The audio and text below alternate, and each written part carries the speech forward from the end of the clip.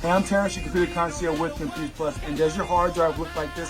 If so, maybe it might be time for you to switch to an SSD. These were great hard drives back in the 90s, early 2000s, but with solid state hard drives, the transfer rate and speed is so much more faster. It's like night and day. These typically have a lifespan between 7 to 9 years, and that's really cutting it close. So if you had your computer for about 5+ years, you may want to think about changing your hard drive and going with a solid state hard drive, not with an old mechanical hard drive. This technology is done. It's over.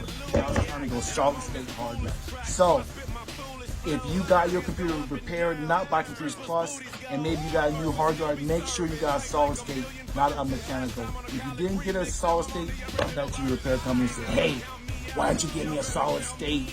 I'm Terrence, your computer concierge. We'll see you guys soon. Bye.